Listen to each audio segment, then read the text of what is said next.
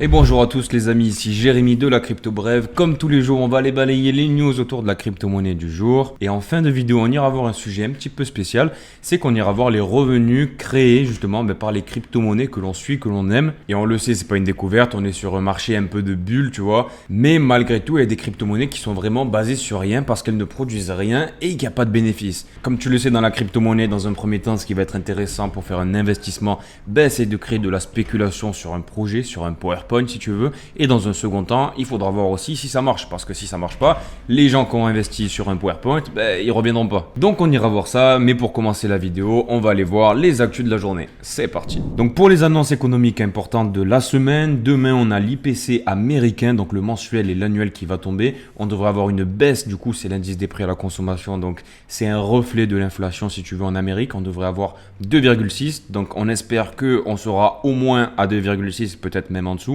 Et ensuite, on aura jeudi la décision de la BCE sur les taux d'intérêt pour le mois de septembre. Le consensus atteint un 3,65% contre 4,25% pour le dernier taux d'intérêt. Limite, j'aurais préféré que la baisse soit un peu moins brutale parce que là, ça fait un gros gap quand même. Mais bon, on va suivre ça, dans tous les cas, on est embarqué. Continuons avec les micro-paiements stablecoin qui pourraient révolutionner l'intelligence artificielle. Je t'en ai parlé il y a de ça quelques jours, mais l'intelligence artificielle, incessamment sous peu, on pourra faire des transactions qui seront automatisées par IA. Tu vois, même d'IA à IA, ça sera possible bientôt. Sauf que un des plus gros problèmes qui persistent actuellement, c'est les fees que tu rencontres lorsque tu fais des échanges en dessous d'un certain montant. C'est même plus intéressant. C'est pour ça que quand tu vas à la boulangerie, au tabac ou au bar, des fois ils te disent ouais les gars, c'est à partir de 10 € la carte bleue, parce qu'il y a des frais qui s'ajoutent avec le système Swift, etc.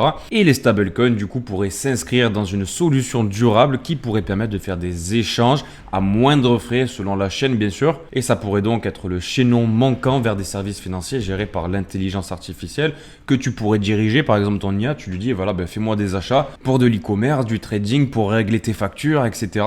Ça pourrait débloquer pas mal de choses, mais on est encore qu'au début.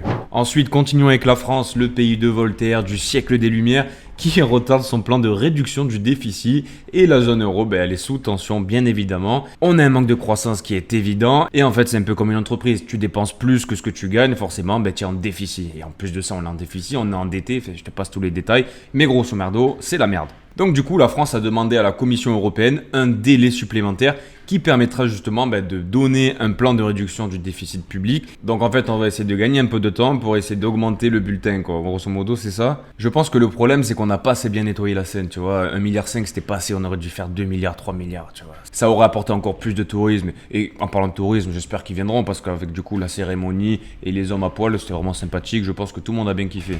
Ah là là, ce pays de wok, putain. Ensuite les gars, la marque que tout le monde connaît dans la technologie, c'est une référence, c'est Sony. Je te l'avais dit, ils ont en fait lancé une blockchain qui s'appelle Soneum. C'est une L2 d'Ethereum finalement. Et du coup, exactement, le temps pour fermer un bloc, c'est 0,7 secondes. C'est vraiment très impressionnant, surtout pour une nouvelle Layer 2. Je te rappelle que Soneum est compatible avec l'Ethereum Virtual Machine, ce qu'on appelle aussi l'EVM. Ensuite, on a l'entreprise du stablecoin USDT qui s'appelle Tether, qui a acheté pour 102 millions de dollars de terrains agricoles. Alors ça, qu'est-ce que ça veut dire? Alors pour te le faire rapido, si tu es nouveau, grosso modo, tu as de l'euro sur un compte bancaire à la caisse d'épargne, tu veux rentrer dans la crypto. Qu'est-ce que tu fais? Tu vas envoyer ça sur un exchange centralisé et en gros, tu vas convertir ton euro ou ton dollar avec un stablecoin. Un stablecoin basé sur l'euro, sur le dollar, sur l'or, peu importe, mais la plupart des gens utilisent le dollar avec l'USDC ou l'USDC. Actuellement, l'USDT est interdit en Europe, donc c'est l'USDC parce qu'il nous casse les bonbons. Bref. Et une fois que tu as ton stablecoin, du coup, tu es dans le monde de la crypto et là, tu peux transiger en fait sur la blockchain et tu peux acheter ta crypto, tu peux acheter du Bitcoin, de l'Ethereum, ce que tu veux. Bon. Sauf qu'en fait, pour garantir qu'un USDT reste à 1 dollar, donc pour avoir vraiment la parité entre le stablecoin et ton dollar, il faut que dans les coffres de l'entreprise de Tether qui génère les stablecoins, en fait, ils aient l'équivalent. Parce que lorsque toi, tu vas apporter 1 dollar, ils vont te donner un USDT. Mais si toi, tu sors et tu récupères du coup ton dollar, tu fais l'échange USDT dollar, en gros, il faut qu'ils aient le dollar en caisse pour pouvoir te le donner. Bon, t'as compris le système, mais grosso modo, ce qu'il faut comprendre avec cette annonce, c'est qu'ils sont en train de se diversifier. En gros, le dollar, on sait que c'est une valeur refuge, mais en termes de valeur refuge, tu as aussi l'or, tu as aussi l'immobilier, les terres agricoles, tu as aussi l'uranium, tu as plein de choses. Les terrains du coup se situent en Amérique du Sud et ils sont propices à faire de la culture agricole. D'ailleurs, on sait très bien qu'en Amérique du Sud, tu as des gros rendements avec ce genre de terrain-là. D'ailleurs, pour la petite anecdote, j'ai un collègue qui est au Brésil et qui a investi dans des terrains agricoles qui permettent de faire des fruits. Parce que ce qu'il faut savoir, c'est qu'au Brésil, la main-d'œuvre, elle est très faible, le coût de l'eau il est très faible, l'électricité, si tu en as besoin, c'est très faible, et du coup, en fait, tu peux générer de beaux rendements, surtout si tu exportes à l'international. Bon, et concernant notre bon vieux Bitcoin, qu'est-ce qu'on a? On a un Bitcoin qui est à 56 400 $ au moment où je te parle, on a les élections qui approchent, et typiquement, on est en train de reproduire le schéma que je t'avais tracé il y a de ça quelques semaines. Honnêtement, d'un côté, je suis un peu content parce que c'est plutôt fidèle au schéma que je t'avais fait il y a de ça quelques semaines, mais d'un autre côté, j'aurais bien aimé avoir tort. J'aurais bien aimé avoir tort et qu'on parte péter la TH, quoi. Bon, dans tous les cas, on est en train de rebondir, mais bon, on est toujours dans notre bon vieux range, donc pas d'inquiétude et pas d'enflammade surtout. D'ailleurs, on a les élections américaines qui sont le 4 novembre, donc il nous reste à peu près 2 mois du coup jusqu'aux élections. Et on a les taux d'intérêt qui devraient baisser le 18 septembre, date très importante à retenir et à suivre de près. On va avoir certainement énormément de liquidités. On va avoir des shake-out de partout, frérot, donc il faudra vraiment faire attention. Et concernant Ethereum, c'est vraiment fou parce qu'il montre vraiment une faiblesse phénoménale. C'est incroyable, pourtant, Ethereum, les gars, c'est Ethereum, c'est la deuxième plus grande crypto. Après, j'ai envie de te dire, c'est une balance, c'est l'offre et la demande. S'il y a moins d'acheteurs que de vendeurs, forcément, le prix baissera.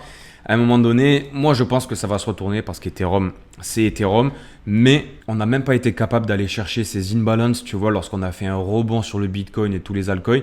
Donc c'est vraiment pas bon signe, quoi. C'est vraiment pas bon signe. Avec l'annonce des taux d'intérêt, si on a un sell the news, ça m'étonnerait pas d'aller sous les 2000 $, voire 1900 pour repartir de plus belle, parce qu'il y a vraiment de l'intérêt par ici. Donc on va suivre ça de près, mon pote. Ensuite, rentrons un peu plus dans le détail du business de la crypto-monnaie. Alors, ce qu'il faut savoir, c'est que la crypto-monnaie, c'est un petit peu différent des stocks de la bourse en général. En général, une entreprise qui est cotée en bourse, qu'est-ce qu'on va regarder? On va regarder le chiffre d'affaires qu'elle a généré et en fonction de ce chiffre d'affaires et de sa marge, bien évidemment, on va avoir un bénéfice et les investisseurs vont se dire, voilà, là on est sur une entreprise qui génère de l'argent, c'est vraiment intéressant, je vais investir là-dedans. Et en fonction de l'entreprise, tu pourras avoir des dividendes qui seront proportionnels du coup aux bénéfices qui auront été générés par l'entreprise et au pourcentage de part de l'entreprise que tu possèdes. La crypto-monnaie, c'est complètement différent. La crypto-monnaie, la base de la crypto-monnaie, pourquoi est-ce qu'on investit? Parce qu'on croit dans un projet. Donc en fait, on va se projeter, on va dire, ah ouais, putain, lui, il veut faire de la compte abstraction, ou alors il veut faire quoi? Il veut faire un wallet qui va permettre de se connecter à Polkadot, à Ethereum, je dis n'importe quoi. On n'a pas encore le produit sous nos yeux. En fait, on va investir dans un PowerPoint, clairement. On va investir sur du papier, sur un rêve, en fait, finalement. Et mine de rien, cette spéculation autour du rêve et de la prévision, elle peut faire apporter beaucoup d'argent. Ça, c'est le B à bas de l'investissement dans la crypto-monnaie, c'est qu'on va parier sur des projets. Et le second, quand les crypto-monnaies sont ancrées, donc quand ça fait plusieurs années qu'elles sont sur le terrain, qu'est-ce qu'on va regarder? On va regarder en fait si c'est pas du pipeau, si c'est pas du bullshit, on va regarder du coup le chiffre d'affaires, qu'est-ce qu'elles génèrent, est-ce qu'elles ont de la marge, est-ce qu'elles sont rentables? C'est très peu rentable, il y a presque aucune crypto qui est rentable, je préfère te le dire d'avance. Et en fonction de ce que l'entreprise va générer, du coup on va se dire ok, je vais investir dans le token parce que je sais que l'entreprise elle est solide et que dans 5 ans, elle risque pas de s'enfuir et de partir avec mes capitaux. Donc c'est ce qu'on va aller voir ensemble, on va aller voir les revenus générés par la crypto-monnaie et on va les comparer en plus avec le market cap, tu vas voir. Les cryptos qui génèrent le plus de bénéfices, il faut le savoir, la première du classement c'est Tether, donc génératrice de stablecoin. Ensuite nous avons Tron et en troisième position nous avons Ethereum. Solana vient en cinquième position et en sixième position, c'est plutôt surprenant, on a Aerodrome. Donc Aerodrome c'est un protocole de finance décentralisé qui est basé sur la blockchain de Base. Et il est plutôt récent, mais malgré tout, il génère énormément de capitaux. Et j'étais vraiment surpris quand j'ai vu ça, donc je voulais te le partager. Ce qui est intéressant de regarder pour voir un peu la santé de l'entreprise avec la crypto, c'est de voir en fait ce que génère l'entreprise divisé par son market cap. Ça te permettra d'avoir un ratio et de pouvoir comparer avec toutes les autres. Et comme tu peux le voir, en annuel, l'entreprise génère 168 millions. Donc c'est basé essentiellement sur des fees liés à la finance sur ce protocole-là. Et elle a un market cap de 654 millions de dollars. Donc si on divise ce revenu annuel divisé par le market cap, on atteint un ratio de 0,25. Et en fait, tu l'as compris, plus le ratio est proche de 1 et plus, même s'il est supérieur à 1, ça n'existe pas dans la crypto, mais plus il est proche de 1 et plus c'est intéressant parce que plus le protocole va générer de l'argent vis-à-vis de son market cap. Donc là, on est à 0,25, donc c'est vraiment plutôt intéressant pour ce DEX. Ensuite, Ethereum, j'étais obligé de t'en parler. Comme tu peux le voir, il génère 214 millions de dollars à l'année, pour un market cap de 276 milliards de dollars. Alors écoute, 214 millions, je t'ai dit que le protocole juste avant Aerodrome était à 168 millions et il est capitalisé à moins de 2 milliards, alors qu'Ethereum 278 milliards. Donc tu vois, typiquement, Aerodrome pour le coup est beaucoup plus rentable qu'Ethereum. Ça n'a rien à voir, on n'est pas sur la même technologie, pas sur les mêmes applications, etc. Mais si tu réfléchis bêtement, tu vois juste que ça rapporte beaucoup plus pour le coup Aerodrome qu'Ethereum. Donc pour Ethereum, je te calcule même pas le ratio, hein. Il doit être à 10 puissance moins 4, moins 5, je sais pas combien. Si on regarde The Graph, alors The Graph, qu'est-ce qu'on a? On a en annuel 409 000 dollars et le projet est capitalisé à 1,47 milliard de dollars. Et ça nous fait un ratio de 0,03, gros, c'est vraiment nul, honnêtement, c'est vraiment nul. Attention, après ce que je suis en train de te dire là, c'est des métriques et ça te permet d'avoir une opinion. Mais ça ne veut pas dire que The Graph, vu qu'il a un mauvais ratio, il ne montrera pas. Non, parce qu'il y a aussi la spéculation qui rentre en compte. Il y a aussi le fait que la team The Graph va avoir une vision et du coup va voir à long terme. Et en fait, les gens aiment bien investir sur des rêves aussi, il faut le dire. Mais voilà, typiquement en termes de revenus nets de l'entreprise, c'est vraiment pas bon, tu vois. Elle est vraiment pas du tout autonome. Et en fait, ben voilà, elle est vraiment surévaluée de fou. Mais on est dans la crypto, mec. Ensuite, une crypto que j'affectionne tout particulièrement, c'est Pendle. Et comme tu peux le voir, on a des fees à 1 million de dollars et des revenus annualisés de 845 000 dollars. Le market cap de Pendle est de 715 millions. Encore une fois, on a un ratio qui est à 0,002. Donc, on est en dessous de 1%. Gros, c'est pas ouf. Et là, voilà, typiquement, la crypto qui est surévaluée de malade. ICP, Internet Computer, qui génère un revenu annuel de 483 000 dollars qui sont générés chaque année et le market cap est capitalisé, attention, tiens-toi bien, 3,69 milliards de dollars. Je te calcule pas le ratio, ça sert à rien, on est à 0,0001, je sais pas quoi. Donc voilà, mais pour te dire, c'est vraiment du bullshit pour le coup ce truc là. On espère qu'il connaîtra de la hype en tout cas.